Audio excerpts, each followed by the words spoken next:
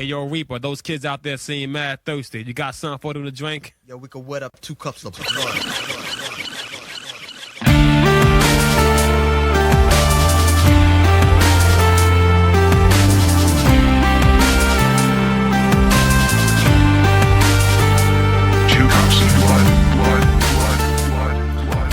And we're back.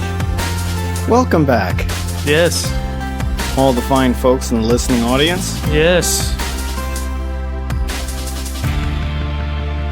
And before I forget again, it's 2cupspodcast@gmail.com. That's the number 2 cupspodcast@gmail.com. Any comments, Yeah, drop us a line. constructive, destructive criticisms? Yeah. Whatever. Yeah, I can take it. I know I'm stupid. It's cool. No, you're the bright light of this show. Okay. You're the star attraction. Yeah.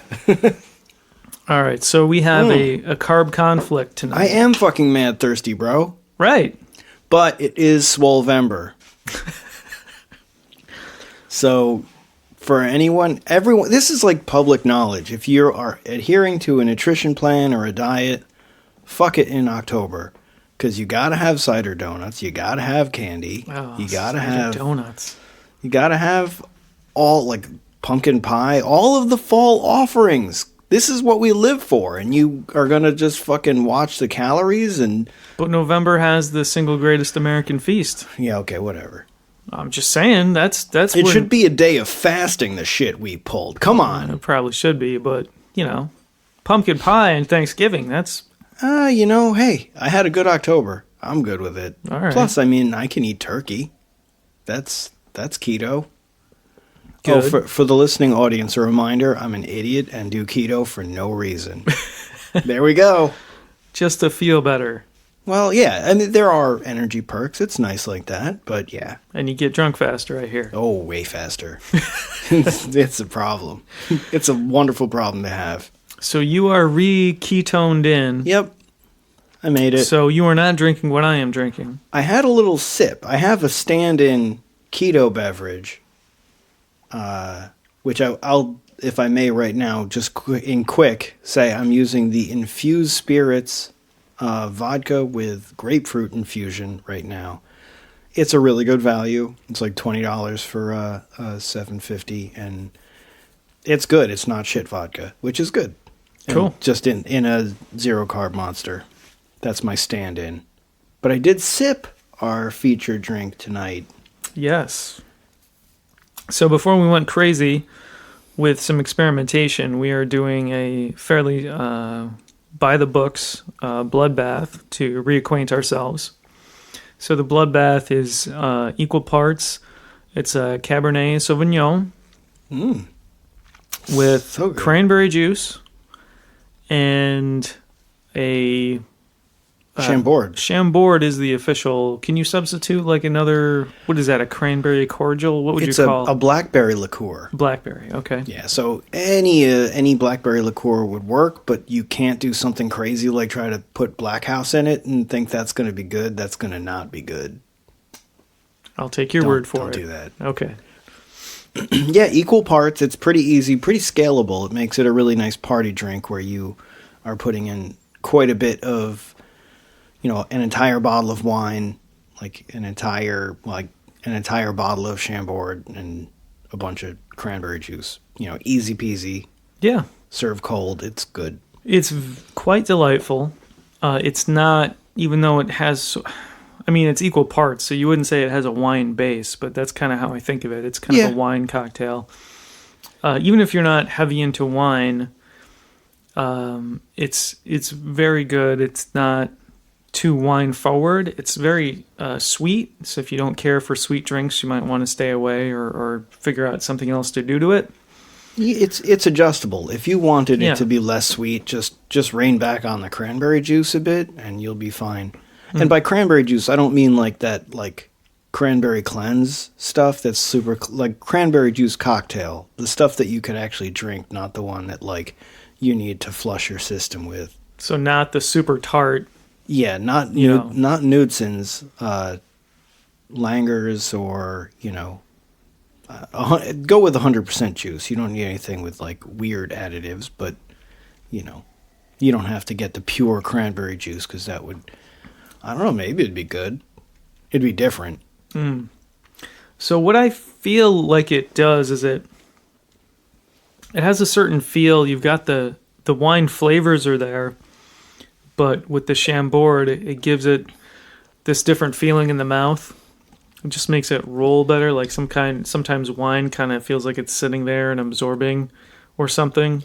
Well, the tannins in it tend to have sort of a drying like effect, sort of. Yeah. It's an acrid, I think it's called flinty. It's a flinty flavor. But I think, it's like if you're a vampire drinking blood, this is what blood would taste like to you. You still have some of those weird, like, acrid elements that the wine is contributing, but it's like a sweet, chuggable, like, oh, this is great. Very much so. And it's quite a nice dark complexion. Yeah, dark red. So it looks great at fall gatherings, vampire parties, Halloween, breakfast events, anything. Yeah, really. When my buddy got married, he had an open bar, and I went and I ordered a bloodbath, and the bartenders were obviously sick of my shit from go. But they were like, oh, can you tell us how to make it? And I was like, equal parts Chambord, Chambord, Cabernet, and Cranberry. And they did it, and they tried it, and liked it so much, they wrote it down. Oh. So, like, that's the jam. Spreading the love. Yeah. They still thought I was a douche, but... Well, yeah. Well, that'll happen. And to be fair, I mean, I don't know how many people have heard of this cocktail. I know we highlighted it once before in previous episodes, but I think before that event where I met Techi those 6 or so years ago, I hadn't heard of it or had one. So maybe it's one of those little well-kept secrets. I know for sure that one of the isolated pockets that really enjoys a bloodbath is the Lolita community. Because at one of the RuffleCons, which is an alternative fashion event. It's not a Lolita event. I have to be diligent about that. But the Lolitas that I was hanging out with at a room party, I made like bloodbath, and they lost their shit. It was great. Nice. Yeah, it really a cherished memory. And after that, I was one of them. I was accepted in the tribe. I was kind of like a mascot, but I'll take it. Yeah, that works. Any role in the tribe is, it's important. Better than being on your own in the harsh wasteland. I have a coworker who my dislike of him firmed up when he said this. But he was talking about making some sort of like very general income inequality statements, and he was like, hey, the world needs Walmart greeters too. And I was like, almost like, so you're saying some people are just destined to be slaves? Is that it? What? But hey, you just, hey. Yeah. Well then. It's a popular line of thinking, throughout history. I guess, yeah. That's true. That doesn't make it right. It's not terribly palatable. It's a popular position, I guess. Now that we're living in the future, it seems a bit of an outmoded way of thinking. This is true. I don't mean to go wild and start steering things, but tell me you saw the Cybertruck. No. Fuck, it's amazing. Well, I don't know what you're talking about. Elon Musk just unveiled the new Tesla offering. Is it a pickup truck? It is a fucking crazy thing. It is a cyberpunk truck that looks like a wedge and has ballistic glass. Now, this shit went a little sideways because he was demonstrating how resilient this shit is and how you couldn't crack the glass. He take out his flamethrower and... No, he had this dude throw a rock at it. The window fucking broke. Oh. So, what I hear is that they brought out their single test vehicle that had already been heavily abused. And so there was already quite a bit of stress put on the window. So it just finally eventually gave, unfortunately, in front of a giant crowd of people. But that said, this pickup truck is fucking unbelievable. It's crazy. Have you ever wanted a pickup truck before in your life? I actually almost put myself in the pre-order immediately. Nice. It is fucking fantastic. Because, like, seriously, if you roll up in an Escalade to, like, some venue, everyone's going to feel like, oh, maybe he's got some lumber to pick up, or maybe he's got, like, 8 kids in the back. Yeah. There's no other rationalization. Whereas you roll up in the Tesla Cybertruck, you're fucking from the future. You don't need a reason. No, you're beyond reproach at that point. I have to say, at work, where I work, we have a fairly large, for this area, a largish office building. And we have a parking garage. And most days I have to drive through 4 levels of the parking garage before I find a spot. Mm-hmm. And on every level, there's at least 6 of the most gigantic trucks. And these are people that work in I don't know if I would say major, but in a metropolitan city. Now, maybe they live in the boonies and they've got other shit going on, but I mean, the size of they stick out past every other passenger car. They make the lanes narrower. It's one person. They're not in carpool spots. It's one fucking person commuting back and forth from an office. It's just, they seem so wildly impractical. I have to say, I've never really liked the truck culture at all. I just passed Mr. Velicet the picture of the Cybertruck. Interesting. Unfucking believable. It must have been designed to evoke the DeLorean. It is rather DeLorean, but it's also sort of like, this shit's so future it doesn't even make sense to you yet. It really doesn't. It's not like any of the existing Tesla designs. No. It doesn't have any flowing curves. It has angles. It's aerodynamic, but not in at all the same way that you would think a Tesla would be. It's different. Yeah. Yeah, so that's intriguing. Yeah, it's cool. I think they start at 39,000, which, someone in my work just picked up. They're obviously not very great with their money because they picked up a recently returned BMW for like $31,000. So okay. So I guess if you really like BMWs, that's not a crazy amount to spend on a used car, but to me that's kind of, maybe depending on the model. I don't know. Yeah, I don't know. For me, I will either go target around the $8,000-9,000 range for a car, because you can actually get a really good car for that you are not absolutely in a panic. I mean, your car is beautiful, and I don't know if I could deal with that amount of panic about someone's gonna fuck my car up, or it gets old. The cops are gonna specifically target me because my car's dope, even though cops would pull over the Tesla truck 10 out of 10. You would think so. They gotta. Does it come in different colors? Is that... No, it's only stainless steel. Is it stainless? So it's stainless steel. They showed a dude hit it with a baseball bat, and it was fine. It was no big deal. So this is very DeLorean-esque. Yep, it comes in a 1-motor rear-wheel drive, yeah, a 2-motor all-wheel drive, or a 3-motor all-wheel drive. Uh-huh. And I have no fucking clue what the third motor does. Okay. Teleport. Is it one on each back wheel? I have no clue. Or something like that? It's a mystery. It's a little bit annoying that if you want self-driving, you have to pay a premium, even though it's just a software upload. Yeah. But I don't really know if I want self-driving. I would if other people had it. I think mixing and matching is very dangerous. Well, yes, I think self-driving is going to be great eventually. Yeah.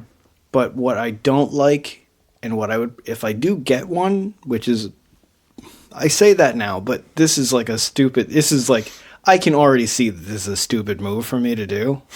Now, I've done that before, but... It's about almost time for an upgrade, no? Man, I think about it, but there's so much shit I want to buy. From the Mechmobile? Yeah, that's... I still have to take black truck bed liner and just do a roller repaint of the whole thing and put a UV light bar on the top. Okay. I got priorities. Yeah. But the one thing that I would say is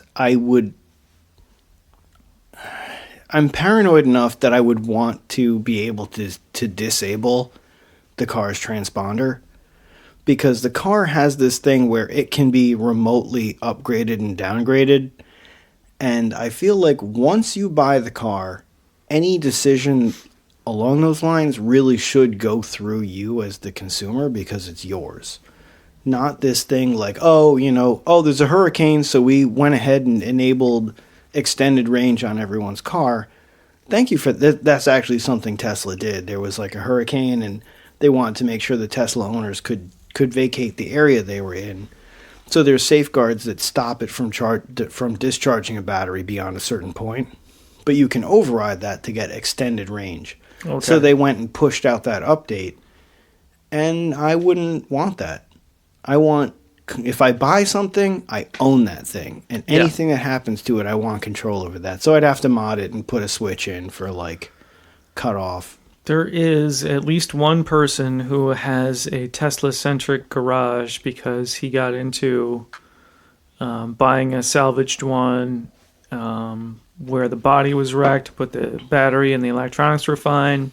Then you'd find another one where the electronics were shit, but the body was fine. Yeah. And he figured out how to swap that stuff and crack open what he needed to and keep it off the Tesla network because they don't want you doing that shit. And yes, there's probably more than one dude doing that, so you might have some resources out there. I actually did see, and it wasn't for a Cybertruck, so a lot less interesting, but it was, it was some service where you can buy a reconditioned Model 3 that has been done aftermarket, not with the official blessing of Tesla. Okay, I didn't know that. Yeah, you can do it, but they make it as hard as they can, I guess, legally, or as hard as they legally can. Right. They don't legally make it hard, like they don't send lawyers after you, but they could. They could.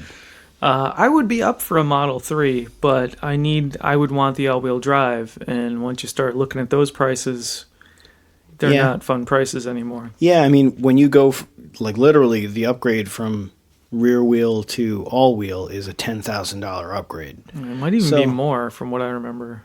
This is fresh from the Cybertruck. Oh, the truck? Okay. I don't know what the others are, but, Cybertruck, you almost really gotta have all-wheel drive. And it has fucking, post-apocalyptic wheels, too. Those wheels are no fucking joke. Like run-flat tires? They're run-flats. They're giant, knobby jams. Terrain grabbing. They got this. Nice. Yeah. It's cool. It is cool. So you recommend this vehicle for cyberpunks of the future? Yep. I think it's late 2020 for initial release, but the 3-motor model is 2021. Damn. Which sounds awesome. Fuck, it's 2021 already? Oh, shit. It's almost. Yeah, we just got to live in the future now, man. We do, and, it's about goddamn time. Elon Musk is one of the people who is making the future happen, and I have a lot of respect for him. It's funny, my intern, can you believe that I'm in charge of mentoring a young mind? You said this before. You said the word intern, and I really didn't think that part through. It's interesting. Yeah. So my intern, who will never be able to have a job in an actual employment role because he's ruined for what he thinks is acceptable now. Nice. My intern hates Elon Musk. He thinks everything that dude does is a scam, and he's a liar, and he will really go on a rip And I'm just like, yeah, but does it matter if he's a scammer or not? If he's moving, it's like a Faustian thing. If he's moving us to the future, is he a scammer or is he an agent of making that happen by whatever means necessary? We have booster rockets that fucking land by themselves and you can reuse them now. Like, yeah, he would say that's Jesus. not him. He just bought SpaceX, and that's, he bought something cool, and that's he didn't write anything. He didn't create. Not directly, but he's the one bankrolling it, making it happen, Yeah, I'm with you. I think he's okay. Yeah. But he hates him. Like, it's really fun to get him spun up. Now let me ask quickly. You can continue in that vein, but I'm good. Was your personal credibility index with Elon increased or decreased by his brief relationship with Grimes? It's over? Oh, I thought so. It happened, and I thought then it stopped happening fairly quickly. I could be wrong. It was unaffected.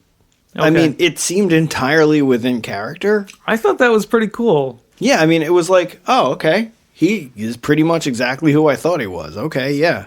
Nice. So, like, he's like, oh, this crazy artist person is, like, already living in the future. He's down with that. They live in the future together for a while until it's not fun for one or both of them, and then they live in different futures. That's fine. Yeah. Everyone gets their own future. Well, speaking of interesting artistic people, I only have one piece of music things because I've been busy. Searskew, you familiar at all? Not at all. Spelled SRSQ, formerly of Smashing Pumpkins. No. I think it's Them or Us too. Okay. She, or they, however they identify, has put out just like a 2-song. It's sort of like it would be a vinyl release with an A-side and a B-side, I think is the intention. It's called Temporal Love, backed with Unkempt. So Temporal Love, I really enjoyed that song. It's weird, it's different. It has a lot of reverb, textures. Everything has this space to it. I really, really enjoyed that. So I'd recommend those tracks. This $2 release, come on, check it out. Oh, that's quite affordable. It's doable. Yeah, it's just 2 songs.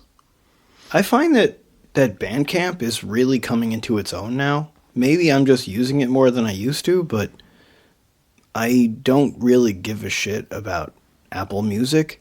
I feel like it really just is like, hey, let me give you this song in a delivery that's really fucking annoying, where it's going to pop up in lists that you don't want it to pop up in, and it's going to try to manage the file. It's just bullshit, as opposed to Bandcamp, where you buy something and you just pick your format that you want it and you download it, and that's pretty much that. Right, and if you're on the move, there's a Bandcamp has an app where you can stream everything you've bought. If you ever, if your hard drive blows up, it's the same with Apple, I guess, but, you can always go to Bandcamp and listen to those songs and download them again if you need them. But, yeah, there's no annoying overhead of, the playlist or the recommended what's next. And so I should ask, is SRSQ a Bandcamp offering, or is that their own thing? Yeah, cool. Yeah, they're on Bandcamp. I liked the debut album, and I think this release really takes that production style to the next level. It was very intricate, and I don't know. I really dig it. I'm gonna have to check it out. I just got into it last night, but damn. Oh shit! I enjoyed it. It's really, I don't know. Maybe it's a DJ thing, but it's incredibly rewarding to when you find something that you really connect with. Like, oh, this is a fucking fantastic album. Like, granted, for an EP, it's more like it builds this anticipation of what's to come because it, like, you really connect with those tracks. But, it's a powerful thing. It's great.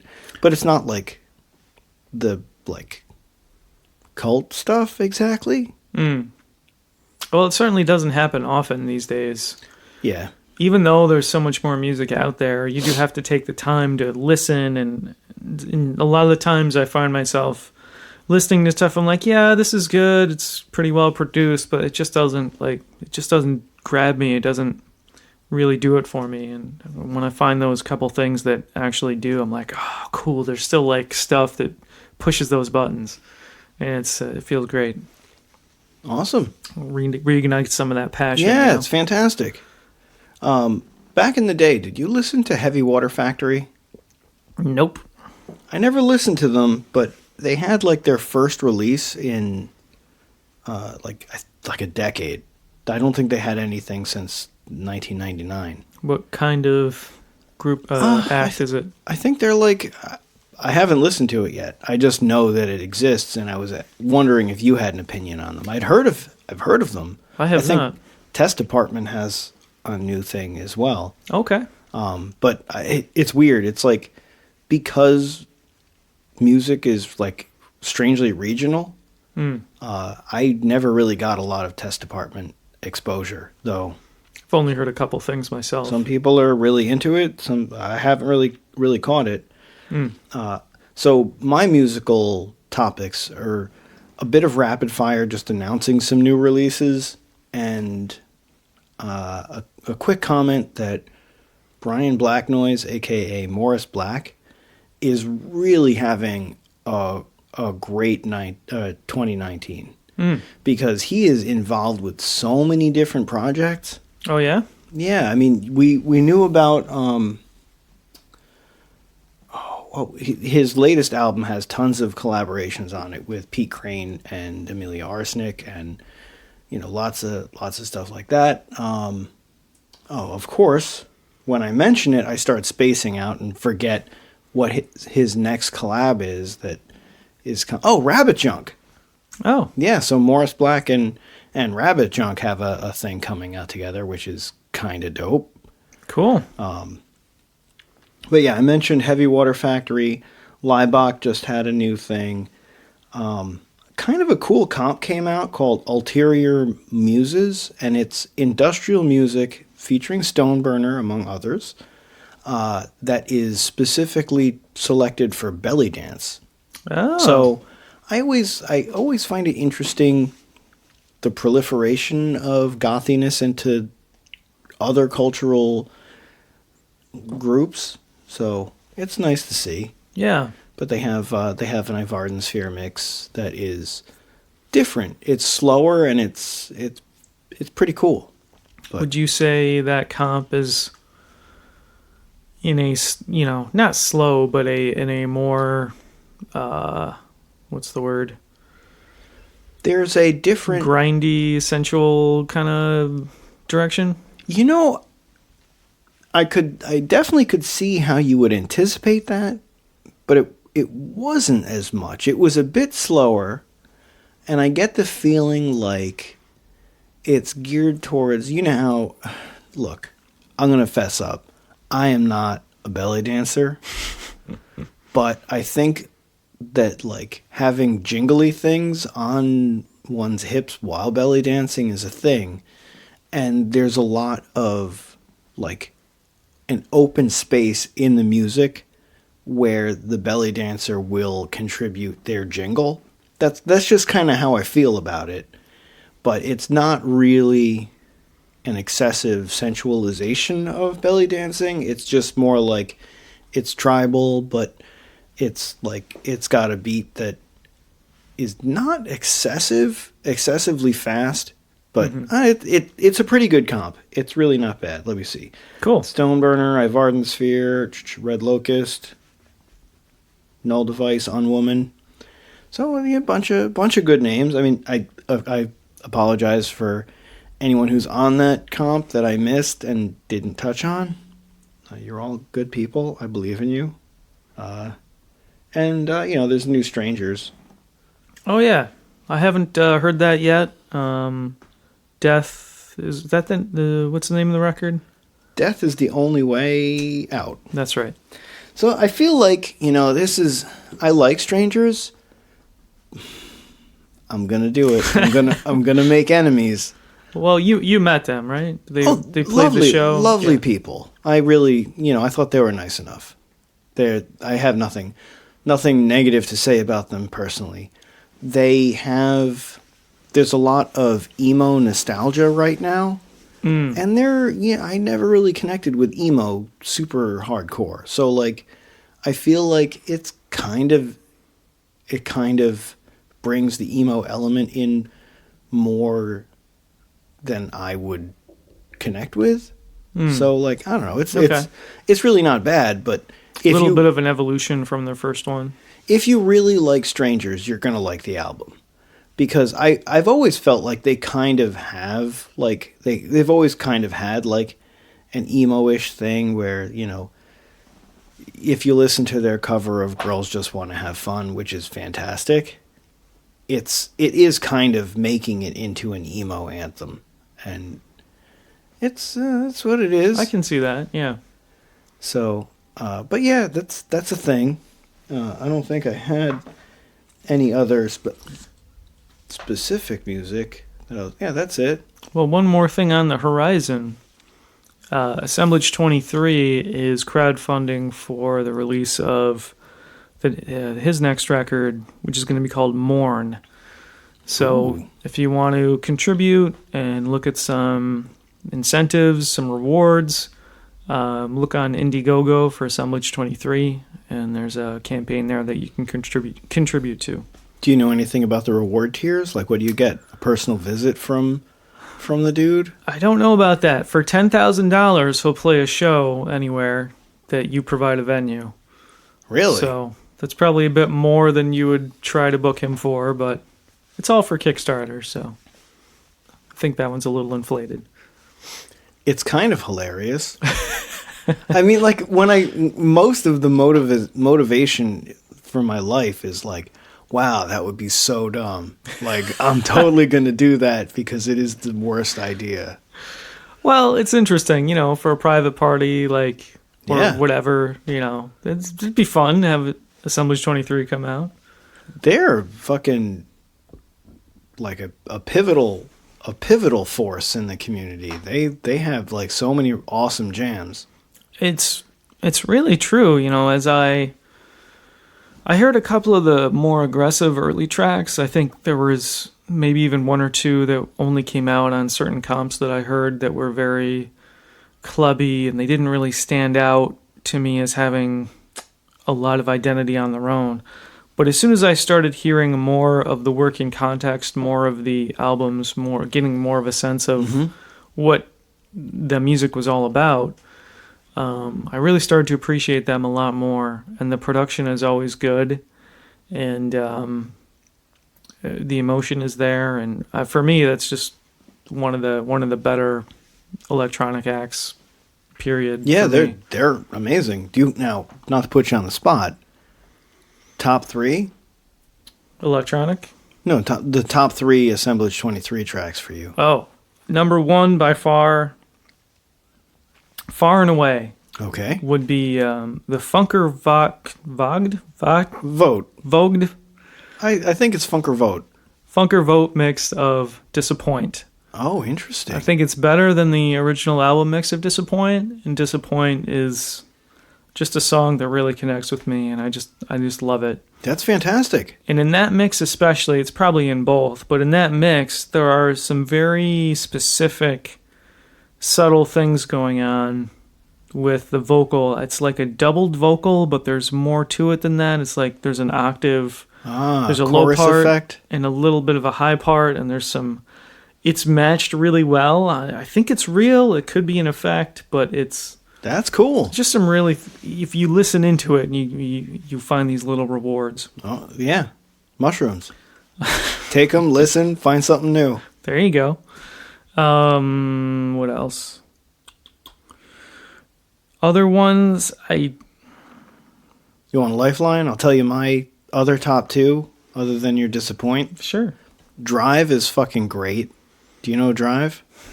I'm sure I have it, but I can't place it. It's a silly little song about like the like zen and peace that one can find just from taking a drive, and how like you have that therapy of sometimes I drive for no reason at all. And like it's pretty nice, and it resonates a bit, even though I don't like driving.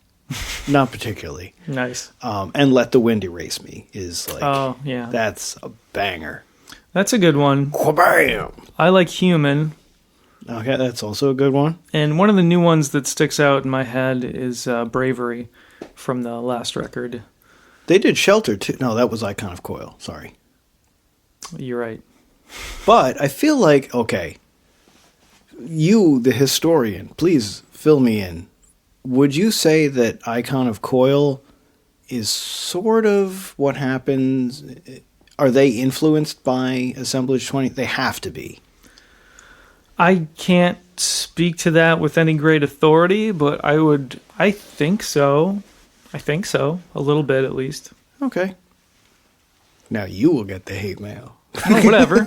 That's fine. You can take it. Hate me up. Hate me up, bro. So on the music, to segue into another topic. Yes. Did you play the most controversial game of 2019 yet? No, yeah, no. Death Stranding. Oh man, I just saw the Dunk View. Oh, he hates it. Shout out to Video Game Donkey. Yeah, jeez. Yeah. Didn't like it. That was not a good review. No, his criticism is not invalid. How much of the game have you played? I played for literally 15 minutes. Okay. So we can't really say. What I was going to bring up is that Churches is, I think that they did one of the pivotal main themes of Death Stranding. Oh, okay. Yeah, so I think I heard that. That's, just a funny thing where Churches has popped up there. I'll be real. I don't love the track. I could love it more. I mean, it's definitely not it's not like... I love Churches. I do love Churches, but... And it's funny when bands you know and love try to write a song for something like this. Yeah. And it just, it doesn't always work. It's like writing a Bond theme song. Like, they just never are the best thing you've done. Yes. Although, Garbage's The World Is Not Enough... That's a good one. I do like that song quite a bit. Yeah, but Paul McCartney ought to be fucking embarrassed by Live and Let Die. I don't know. Dude. It's not that bad. It's worse when Guns N' Roses does it. Oh, my God. Oh! I'll take the hate mail for that. Nah, that's cool. Send me some for that, too, because fuck Guns N' Roses. Seriously. I got no time for that.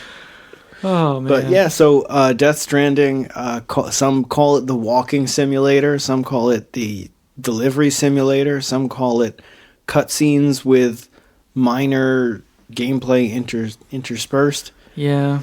It's, I don't know. Kojima, the one thing about the Metal Gear Solid series that seems to translate to this game is the cutscenes. There are a lot of cutscenes. There's a lot of plot. There's usually an overblown plot that you're like, huh? But the gameplay in Metal Gear Solid is satisfying. This gameplay sounds like it might not be that satisfying. It was very frustrating to Donkey, but yeah, I would guess that the gameplay is not the focus of the game. The gameplay, the role of the gameplay is to get you personally connected and invested in the story, and it's more about the cutscene. It's like a movie that has parts that you play so that you're more invested. Right. So, yeah. That makes sense. If you want that kind of experience, if you know it's going to be that kind of experience, that's kind of important. Yeah, there was a bit of a weird bait and switch, I feel a little bit, because so little was known about what the fuck Death Stranding is. Yeah. That when people actually played it, they're like, this is fucking Untitled Goose Game. This is like, this is crazy. What? Yeah. I've been trying to stay away from the reactions to it. I want to see or hear about your experience with it and see what you think once you actually get into it. Yeah, I'll give you, I think other people have maybe different things that they take away from games that make them rewarding. Oh, shit. We in trouble? No, it's my sister. Oh, okay. What's her DJ name? She doesn't have one. DJ Cataclysm? There's a couple. I don't know. DJ Animal Farm? Rebel Waltz is. Oh, okay. She'd probably make a Clash reference of some kind. I don't know which one. But she likes Rebel Waltz. It's a big one for her. Very nice. Red Angel Dragnet. Probably DJ Red Angel Dragnet. That's pretty good. How does she feel about Big Audio Dynamite or Big Audio Dynamite 2? I think she likes Bad too. She had that record. I like them all. The Globe. Was Megatop Phoenix. It was a big song for her, so I got into them because of her. So, yeah. They're crazy. So crazy. So this is like an interesting flow. So we went from music to video games. Mm-hmm. The video games is sort of a cinematic experience moving into movies. Oh, shit. Did you see the new Terminator? I did see the new Terminator, and it was after I had rewatched all the Terminators I couldn't remember and one that I had missed. So, you didn't have to do that. 1 and 2 are solid. That's all you need. They're solid in my memory. Yeah, ignore anything after 2. It's interesting, though, because after Terminator 2, Terminator 3 was terrible. And Stinkopotamus, yeah. Everybody kind of threw that away. Terminator Salvation was actually pretty all right. I'm trying to remember if Terminator Salvation was the one with Christian Bale in that one. Yeah. I think that one was weird because any of the Terminators that were like, no, fate is not what you make it. Like, we got it wrong in the beginning and fate is fate. I didn't connect with because they took the two unassailable Terminators 1 and 2 and tried to stand against them by saying, but actually your fate is your fate and certain things are inevitable. Maybe that was mostly a shortcoming of 3. I like that about 3, that you could change things, but Doomsday is happening. You know what I mean? Or Judgment Day, as I should say. I still got to keep hate in my heart for 3. That's fine. 3 was not great. Yeah. Claire Danes did her best to bring that piece of shit out of the gutter, but yeah, she can't do it all herself. No, you can't. I thought Salvation was good because it's the only good John Connor story we've ever gotten, and they did different things with the Terminators, and they did something interesting, and they brought more to the whole thing. Genesis was fucking terrible. I even forgot about Genesis. What the fuck was that? It was a piece of shit. Who was in that? People. Just some folks. Daenerys, right? Wait. I like that one more than I liked 3. Yes, but I wouldn't call it any good. Okay, yeah. So that one I don't even know. You had evil John Connor, and it was just... Okay, so wait, there's 3, 4, 5. This is officially 6, the new one? Yes, I think so. Okay, I would say it's not... I would not call it 6. It's the third Terminator 3. I would call it T22. Yes. And that's okay. But it's the third T22. Was there a T22? Well, Terminator 3, Terminator 5, they're both trying to come out of T2. Tried to pretend like they were going to be as good as Terminator 2. Yeah. But, all that said, I loved the new Terminator movie. I didn't love it, but I enjoyed it, and I thought it was pretty good. I thought it was great action. I thought the robot fights were great. Without it being exclusively about robot fights. That was my criticism of Godzilla, was the rest of the movie was a throwaway. It was really about monster fights. Yeah. Which is fine. That's what you want. Yeah, that is what you want. That's just kind of what you went for. Edit those fucking people right out of it. I don't care. Get the fuck out. Get out of here. Ken Watanabe. Get out of here. Sit down, kid. He's all right, but you got to stop saying Godzilla guy. Just stop it. That's his job. Yeah, that's true. But I thought the fights were compelling. It was, I guess, some people who are right-wing will take umbrage that they made a point of saying, no, this is not another male-centric movie. This is a very feminist approach to the Terminator franchise. The women have actual character development. They have relationships with each other. There are no romantic things involved. And a woman is more than a uterus. She can be the hero. And I really, really appreciated that, because that was not lazy storytelling. So like those are the virtues that I found in this movie. Yeah, I mean, it was pretty successful. I think some of the bigger... They always go too far with the action in big Hollywood movies. Some of the shit on the planes was just dumb, and there were one or two scenes where the writing was just really, really bad. It got thin? Yeah, but overall, yeah, it was fun. I really liked the newer character, the enhanced human from the future. That was fun. And the whole concept of it being a different future was interesting. No, I think that was cool, because it kept the element that you liked where Doomsday would happen, but it changed which Doomsday we got. Mm-hmm. And I thought that was cool. Plus, I thought the effects when they brought back, like, the young John Connor and had him, like, shot in the back.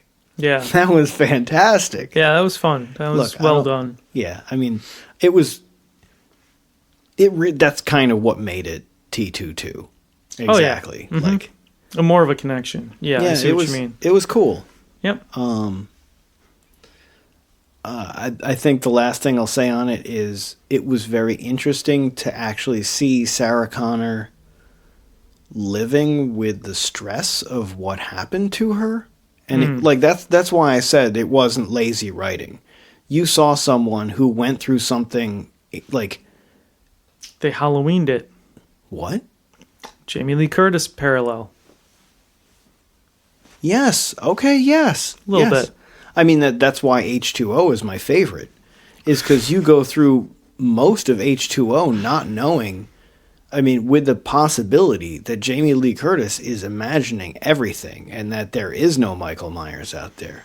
Spoiler, he's fucking out there and he's killing people. It's been a while since I've seen that one. Oh, it was great. It was great. But yeah, like I thought the writing for Sarah Connor and expressing what happened to her as a result of Terminator 2 and as a result of the fallout at the start of the movie, it really was like, oh shit, she's a real ass person and this actually affected her, and she's keeping her phone in a bag of potato chips because she thinks that's the important way to stay safe. Except she takes it out of the bag of potato chips sometimes. You would be fucked up for that. That would just be... You'd be a mess. Yeah, and it actually is nice because it validates that PTSD is the correct response for a completely horrific experience. Mm-hmm. Like, you're crazy if you don't come out of that traumatized. So yeah, I thought there was a lot of virtue to the movie. I give it high marks. It was definitely entertaining and I think worth the trip to the theater. Yeah. Yeah. All right. But I sense that you're still thirsty over there. I am still thirsty. Can we get a refresh? It's time for the second cup. All right. Okay, rookie. What do you know about peach trees? Sir, Peach Trees houses 75,000 registered citizens. It has the highest crime rate in Sector 13, unemployment rate at 96%. So we have round 2. Yeah. Round 2 is a Bloodbath variation we just made up. It is... We still have equal parts in this one. We have the Cabernet. You're talking about round 2 or round 3? This is round 2. Okay, round 2. Yep. It's the Cabernet. Cabernet. And we have black currant juice. Yep. with Jewel of Russia. Jewel of Russia's Wildberry Infusion. Yeah, we'll call it that. Something like that. Jewel of Russia Wildberry. It's very cranberry-y, so it's taking the place of the cranberry juice. And it's quite good. It is quite good. It has the same sort of essential Bloodbath quality, but it's a little bit different, a little bit different flavors in there. Slightly stronger by maybe 3.5%. So really very much the same thing. And we did throw in a little bit of the Bittermens Habaanero Shrub, which it gives it a little bit of spice. We didn't go heavy enough that it's like what you would call like a flaming spicy cocktail, but it gives enough that there's like a mild hint of the spice. It's kind of a feeling more than a taste. Yeah. Like when you swallow it, it kind of hits your throat a little bit. So it's nice. It gives it a little extra quality. An excellent second serving. Yes. We also mixed up a bonus round 3 for a further experiment. And that one is more complex, so Mechno has the notes on that. Yeah, so in bonus round 3, we wanted to see what kind of melange of flavor we could get, given the elements that we had. The spice melange? Yeah, spice melange. All right. The spice must flow. It just has to. So we went with the Cabernet Sauvignon. We went with 2 shots of that. We then added a shot of cranberry juice cocktail. We did a shot of black currant cordial, or black currant liqueur. Yep. And then a half a shot of Chambord and a splash of the Jewel of Russia Wildberry. And that one is also delightful. We omitted the spice on that one. Do you feel like it's missing, or you feel like it stands on its own? I feel like it's fine as it is. And you know what? Just in those last couple of minutes, this one we left the ice in. And it's probably the ice diluting and just everything melding a little bit. It's even smoother now and nicer. Oh, that's great. Yeah.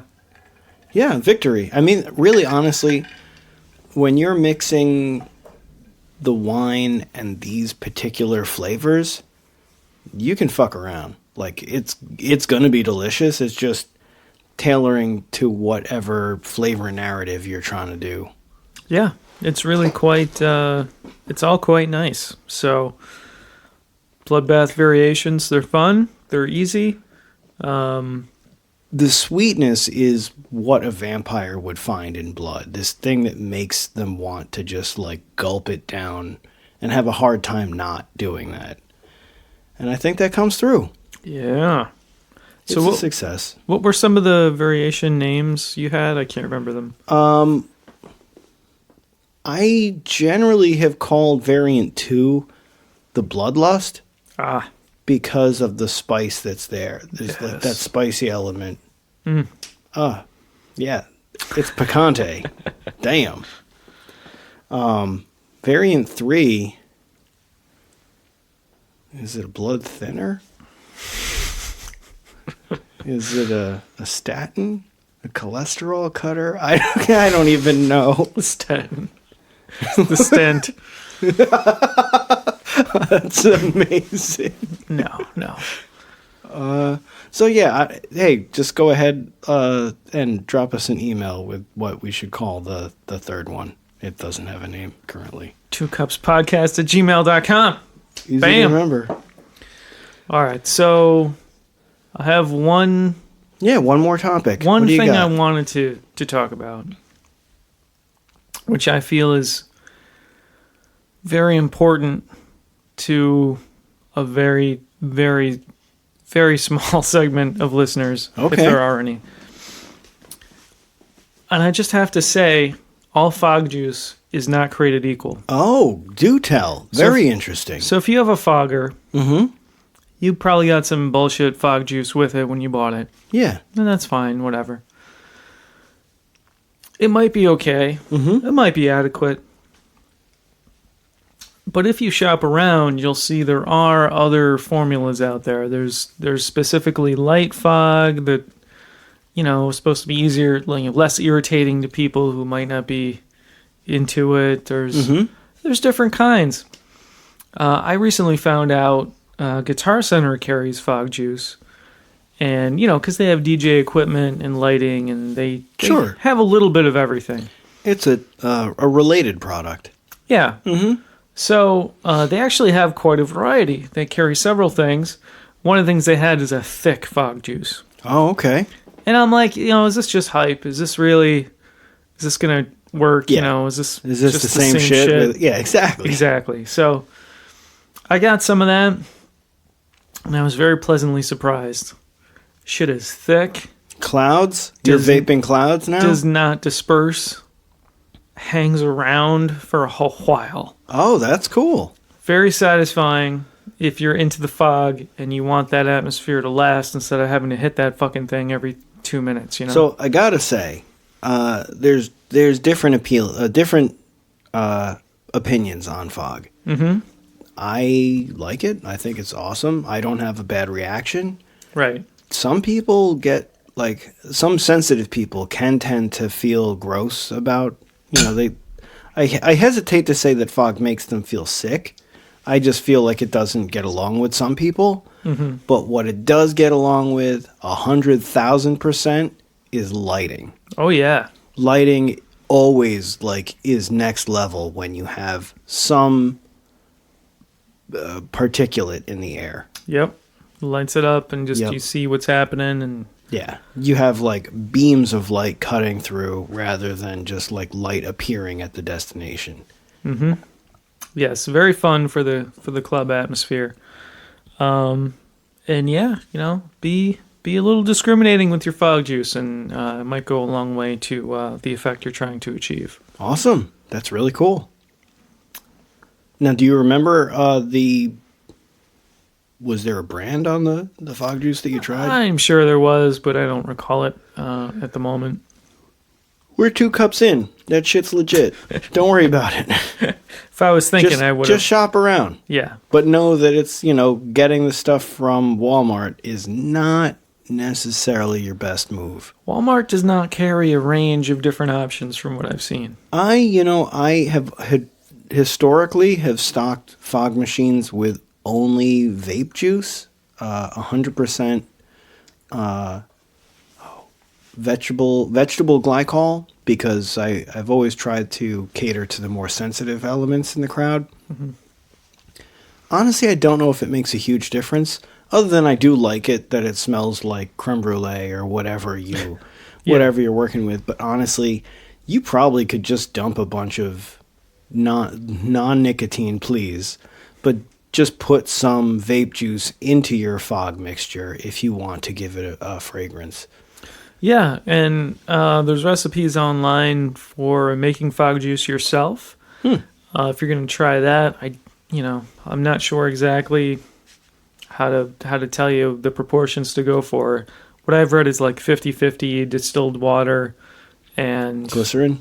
I believe glycerin, something or like that. Some glycol. Yes. Yeah.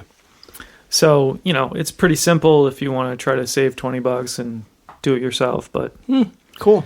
I would just buy the real thing. Yeah. Because, it's going to work in the machine. Leave it to the professionals. Come on. Yeah.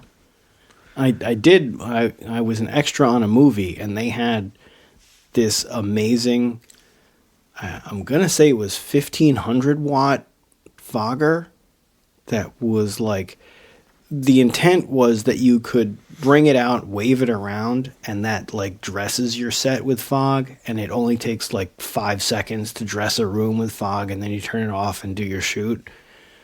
It was super. I wanted that machine. It was amazing. Nice. But I looked it up, and it was a $5,000 fog machine. Whew. So fuck that. Yeah, that's rough. But you know what else is about $5,000? The motorcycle you want. Well, yes. But also the new MacBook Pro. So I wanted to most prominently mention that if you use Tractor, maybe do not upgrade to the new MacBook Pro just yet. The new MacBook Pro is going to come with Catalina. That's right. And Tractor does not have Catalina compatibility at the moment. Right. So just watch out for that. If I may, a real quick rundown.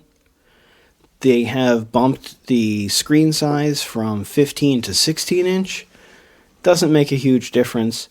Coming from a 2013 MacBook with a 15 inch, I can say the trackpad is ridiculously large. It is now like the size of a large postcard, I feel. It's kind of big. They have retained their... What is their graphic toolbar thing that they have there? That smart strip or something? They have it, and it's still fucking stupid. It's still gimmicky and stupid. But they have made a couple capitulations where they're like, okay, last model we fucked some shit up. For instance, we brought back the escape key. It's a real key now. Thank you for that. Thank you for not being fucking toolboxes. Thank you for the escape key back. And they went back to the older style of keyboard, sort of, where it's not that butterfly that is super prone to crapping out on you. It's the last gen's technology for keyboard, though it doesn't feel like it quite has the depth of press, which would affect your typing feel a little bit, but also I'm not sure if they make keyboard overlays, which I always recommend for a club setting because shit's nasty. So, you want to not have stuff go into your MacBook. Yeah, especially drinks. Drinks is bad. I mean, I swear by those screen covers. I swear by them. So I hope that they have screen covers for the new one, but given the depth of key press, I'm not sure if they can. It otherwise feels pretty good. When I was typing, it was pretty responsive. Initially, I was hung up on it only having USB-C ports, and really none of the audio gear is USB-C. But you're just looking at replacing a cord, which is like a $5 replacement to get USB-C to USB-B, or whatever the gear attaches. That's going to work fine. And all the new gear is going to be USB-C. Yeah, real soon anyway. USB-C is going to come along. We're in an awkward stage, and Apple is kind of notorious for saying it's the future, people, get with it. Yeah. So it's a bit annoying, but one thing that I find less forgivable, they have not realized that MagSafe was fucking awesome, and they should not have gotten rid of it. So they still have 4 USB-C ports, and you can get an aftermarket little pluggy thing that will convert one of your USB-Cs into a MagSafe work-alike. But I feel like the aftermarket ones don't quite have the same grip strength as whatever, so not to get too techie on it, I like it enough that I am considering upgrading from my 2013 to a 2019. Cool. Yeah, except it's fucking like a $5,000 expense. Yeah. But that's because I'm stupid and I need a 4 terabit solid state drive. Right. I simply cannot abide with anything less than 4 terabit. Well, to be honest, though, you're not buying the machine to do pro work with it, if you will. In a professional DJing capacity, sure, but you don't need a Mac Pro just to run DJ software. No. You'd be buying it for the longevity. Yes. You're getting the best processing power you can, and you're going to ride that thing till... Yeah, I mean, I anticipate, or what I would hope, is that a purchase of a 2019 will last you till 2025. In 2025, you'll still be using that without suffering to use it. Right. It'll still do everything you want it to do. You won't really notice a shortcoming. There may be new features that entice you in the 2025 line, but you don't have to. And that's where I am with the 2013. Yeah, I bought a Mac Pro in 2009, 2010. It's still going pretty strong. I'm excited for the next Mac Pro that's coming. That's actually going to be more modular again, and not the good, not the trash can design. So it's going to be ridiculously priced, and I'm not going to be able to get it anytime soon, but Yeah. it's very intriguing. Yeah, I mean, there's always something that you can drop many $1,000s on. Oh, if you're into music, it's just that's easy. ridiculous. Piece of cake. That's microphones, buddy. Dude, if somebody gave me $30,000, I could spend it tomorrow. No problem. Yeah. Yeah, Simple. Cybertank or Cybertruck. There you go, bro. Okay. Yeah. Now, does the Cybertruck come with a side of Keanu Reeves somewhere? It should. He should deliver it to you.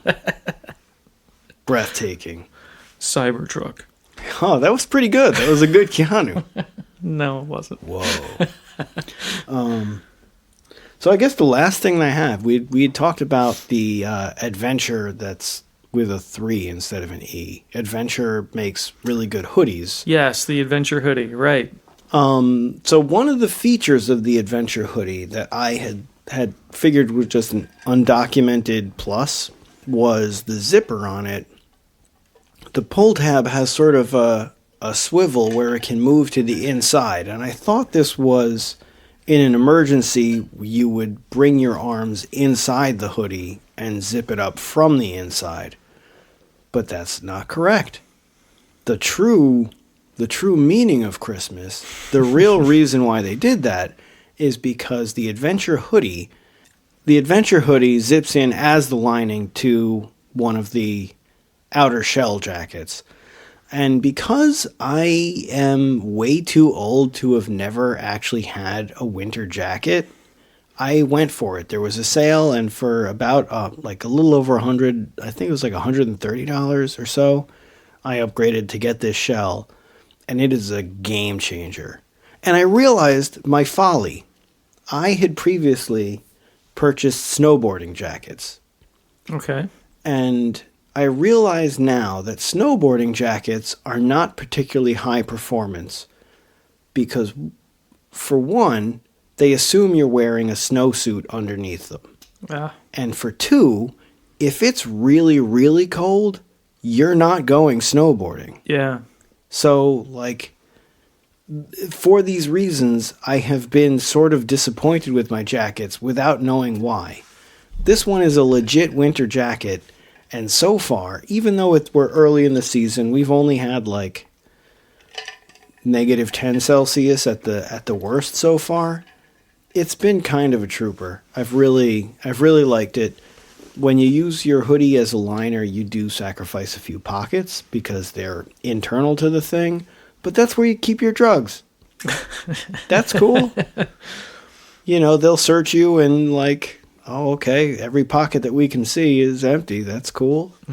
The downside is there are so many fucking pockets, you will lose your wallet on you. Like you'll like start searching, going through like systematically, like creating grids to map out what areas you've already searched to find the wallet that's in there somewhere. So this is the Parka shell. Yeah, they I have got a windbreaker and a Parka, right? I got the Glacier Parka. Okay. And specifically because I didn't need something. If I was going for it, I wanted something that was the most cold resistance, and I have really high hopes. I think it's going to be good. So talk about the pockets. I know the hoodie has several specific specialized pockets. What's the Parka like? So the Parka also has some specialized pockets. It has the front breast pockets can each, not only can they hold like a can, they can hold like a tall boy can or a thermos, and like it's lined with a thermal insulating layer to keep your drink cold or hot, whatever the case may be. It also has a couple side vent things that is cool, but if you have your hoodie zipped in as a liner, it doesn't really do a whole heck of a lot for you. Trying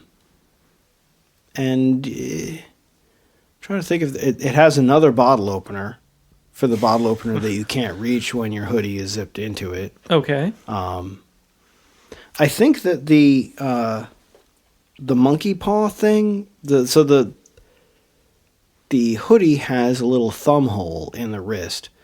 And it's cute.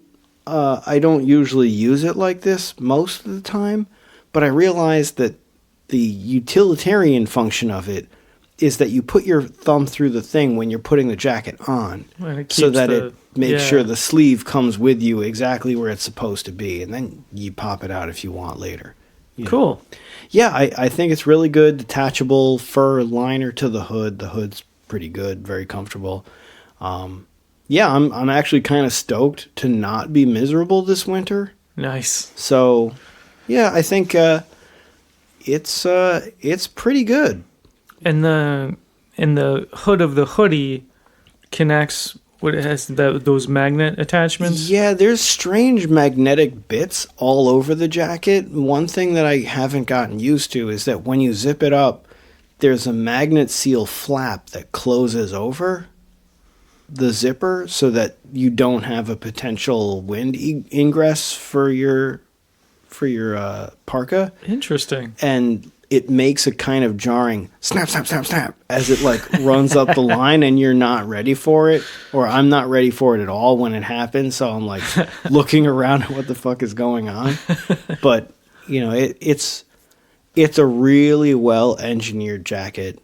Not especially if you already have the hoodie, not prohibitively expensive, and I kind of like it that I get to work and I unzip the jacket from the hoodie and just wear the hoodie around. Like, workplaces are a funny thing where, like, some people like it really warm, some people like it really cold, and if you like it warm and nobody else does, this is like you can just regulate yourself. Yeah. Which is nice. Yeah, my particular building has just wildly fluctuating temperature zones, and usually it's just freezing where I am. Yeah. So, do you wear your hoodie a lot at work? Often, yeah. Nice. Yeah, definitely not uncommon. Yeah. So for the sale price, it was definitely worth it. Oh, at the sale price, no hesitation. I am thrilled to actually have a winter jacket. Nice. Usually, like last year, I was an idiot and just wore the hoodie all winter. I noticed that. And it's like, it would be like -40, and I'd be out there in a hoodie. I was like, well, it's a good hoodie. It's warm, but it's not that warm. It's not that warm. Yeah. Right? Yeah. But I feel like I'm ready this time. Okay. Which, you're welcome, means that it's not going to get very cold this winter.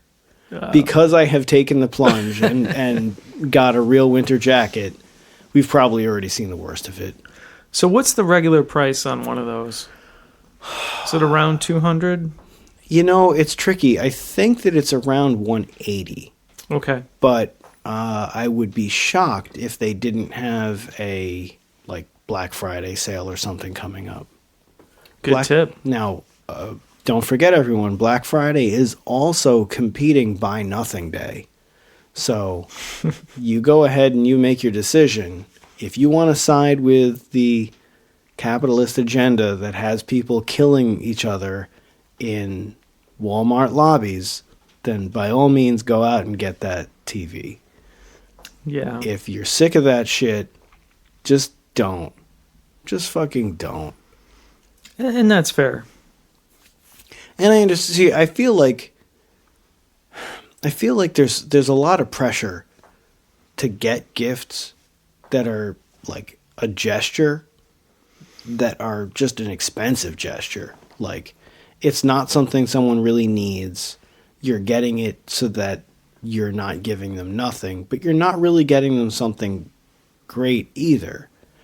So, like, I feel like just enjoy the company that you're holding over the holidays, and, you know, try not to get caught up in the anxiety of it, because that really takes away any fun. Yeah. Yeah, there's no reason to freak out about anything. And good advice, you know, just enjoy it. Enjoy good company. Yeah. I mean, it was a difficult transition for me where I announced to my family, I'm not doing this anymore. I've seen, like, I don't like hearing in the news that people literally are dying in, like, product stampedes at these Black Friday sales. That for me, that feels like vulgar and offensive. And so I just said, I've had enough of that. Yeah. Yeah, that's fair. Is there anything... So I would say, if you are gift shopping, the Adventure hoodie and the Adventure parka are both thoughtful gifts that will contribute to someone's comfort throughout the least comfortable time of the year. Very high quality. Yeah. So items. Yeah. It goes without saying, we're not sponsored or endorsed by anybody, so this is just my opinion. Well, I mean, Native Instruments, we're like so close to signing that deal. So tight. Well, they did just give me half off a Tractor 3 upgrade, but I think that's cool. That was not a terribly exclusive offer. Didn't you get a free replacement S4 or something? Sort of. But yeah. That's because of this right here. That's got to be it, man. They know our notoriety. Yeah. On the streets. We got street cred, I guess. Something. So, real quick. Yeah. I have not partaken in any additional streaming services. Okay. But you have dabbled, yes? DC Universe Did Online? you get Disney Plus? No, I did not. Did you think about it? No. Okay, nah. Yeah. Hulu? No. Sling TV? Bingo? No. Okay, that's not a thing, but it could be. I think we're on the verge of it being a thing. Perhaps. It's probably a thing by the end of the podcast. Yeah. Yeah. It's back. Whatever. So yeah, I feel like we may be... How long do you think? Do you think we're on the verge of a streaming service collapse? I think we might. I think it's going to be at least another 5 years before everything reaches a critical point, because everything is just now ramping up. You've got, what is it, CBS Plus, CBS Now? Oh, that's right. Their whole thing where they have a Star Trek show. And it's a good Star Trek show. Yeah, sure it is. But, and I heard but something it's else. one fucking show. No, I heard they're spinning up something else that sounded really interesting, and I can't remember with the life of me what it was. But that's just getting going. Disney Plus is just starting. The Mandalorian, for me, I think is actually pretty good so far. Well, I feel like there are certain services that are niche. Niche? Yeah. Specialty services. Like if you were really into MMA and there was an MMA streaming service, you might consider it. Yeah. It's going to have very particular content and probably a lot of it for the amount that you pay. But I mean, when you have stuff like DC is doing pretty well. Mm-hmm. They have some good shows. They got Cloak and Dagger. They've got Swamp Thing. What? Cloak and Dagger is Marvel. That's something else. Oh, fuck. Titans. Titans is good. Titans and Swamp Thing. Even Doom Patrol, I think, is good. Doom Patrol is good? Yeah. So, okay, but now we're back to that. You got 3 shows. Well, they're coming out with more. They keep adding. Yeah. It's going to take a while, but they're ramping up. I guess. And they're spending real money, and they're doing quality stuff, so I gotta let them appreciate get going. Yeah. But I feel like this is not the answer to what cable was doing that I want. This is not the answer I want. This whole thing where cable was fucking bullshit and was making you pay to get all these channels you don't give a shit about. The opposite of that is, you have to get an additional streaming service to watch that one fucking show you like until you are paying about as much as you were paying for your cable bill just to all these different places. Yep. I guess at that point it's a la carte though, so you can add and remove your services as you see fit. Yeah, it's just a little... It's not the model anyone asked for. Who really wanted what we have now? What we wanted was one thing where you could get everything you wanted, like what Netflix kind of was for a brief window. Yeah.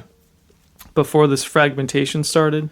Well, Netflix worked. And then everyone was like, we want to be a Netflix. Except we don't have any of the content.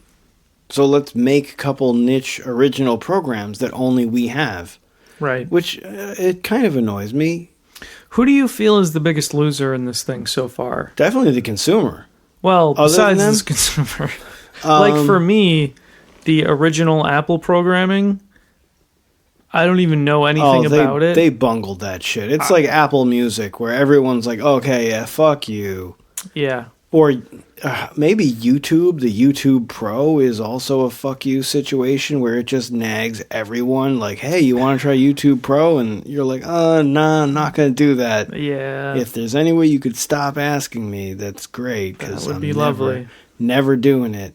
I think Disney Plus has had a very awkward launch where some shit happened where I think they compromised usernames and passwords and it's been clumsy. So what else do they even what is available? All I know is The Mandalorian. I'm not a super huge Disney fan, so I don't really care. You know, they're going to do what they do. They're not. I bet the Song of the South isn't on there. That's all I've got to say. Is that a Disney movie? It was. And then they disowned it. Retconned it? They've never put it out. Really? Yeah. What was it? Pro-slavery? Racist shit. Oh, well. Thanks, Disney. It's old. It's a product of its time, I guess. Yeah, I guess to be fair, it's like when America is feeling particularly racist, someone is going to come forward and make some racist entertainment content for them. It's just sort of market demand. And Quentin Tarantino? You can ignore that. Yeah, I mean, no, I think it's pretty valid. I mean, I don't know. I mean, Quentin Tarantino is complex because so much of his own personal weirdness comes through in his movies.